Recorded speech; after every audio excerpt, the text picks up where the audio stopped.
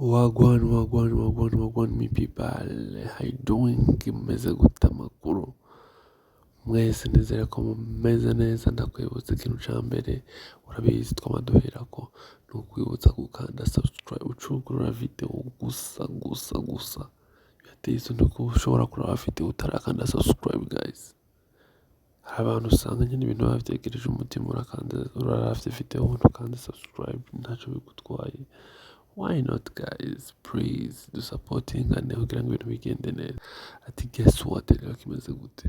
Kuri screen zabo kubona kakajwi umunyagwenya wa mbere urenze guys, umunyagwenya wa mbere umanza ubisubiremo urenze kora ibintu byatanje usetsa abantu benshi mu buryo butandukanye n'ubwo abantu babasanzwe bikoramo. Kakajwi ariko maze iminsi numva abantu babesha ibintu ngo kakajwi ngo turamuzi. Kakajwi wewe uramuzi?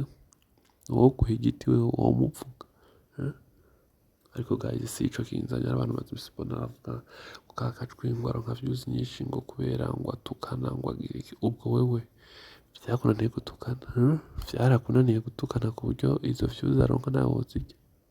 Guys, buri muntu wese afise umugisha wiwe, ivyo onye mureke kuba mu complaining ibintu bidasata aho bihuriye ataki. Guys, afise ukuntu akora ibintu vyiwe muri we yiwe, urabona ko urwenya rwiwe ntabwo rusa n'ibindi bintu musanzwe mumenyereye. Muramenyereye izindi video, muramenyereye ibiki abantu basetsa, ariko bose barasetsa nivyo, ariko buri muntu wese afise kandi akora mu bintu vyiwe guys.